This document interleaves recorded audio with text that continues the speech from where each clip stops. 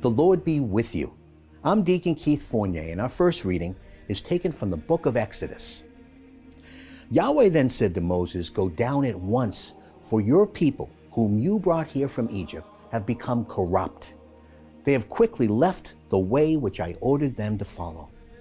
They have cast themselves a metal calf, worshipped it, and offered sacrifice to it, shouting, 'Israel, here is your God who brought you here from Egypt.'" Yahweh then said to Moses, "I know these people. I know how obstinate they are. So leave me now, so that my anger can blaze at them, and I can put an end to them. I shall make a great nation out of you instead." Moses tried to pacify Yahweh his God. "Yahweh," he said, "why should your anger blaze at your people whom you have brought out of Egypt by your great power and mighty hand? Why should the Egyptians say, 'He brought them out with evil intention to slaughter them in the mountains and wipe them off the face of the earth'? Give up your burning wrath. Relent over this disaster intended for your people.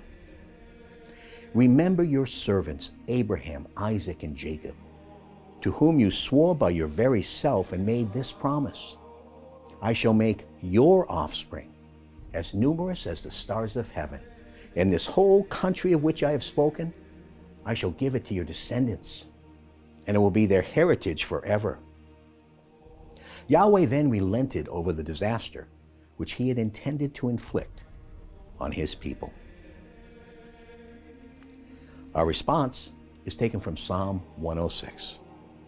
At Horeb they made a calf, bowed low before cast metal. They exchanged their glory for the image of a grass-eating bull.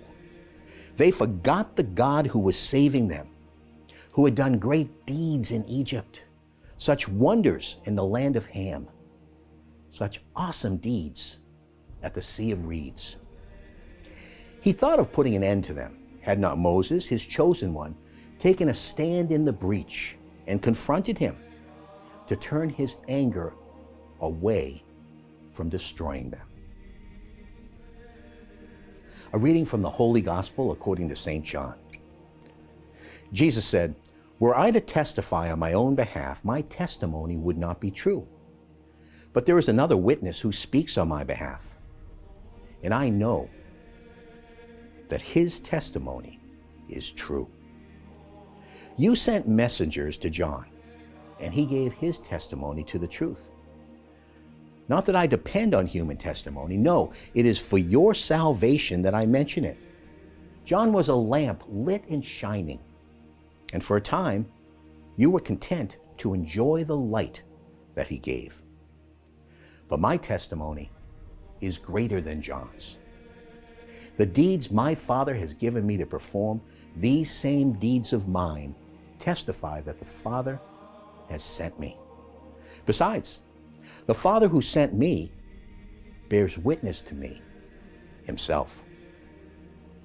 You've never heard his voice. You have never seen his shape, and his word finds no home in you because you do not believe in the one whom he has sent. You pore over the scriptures, believing that in them you find eternal life. It is these scriptures that testify to me.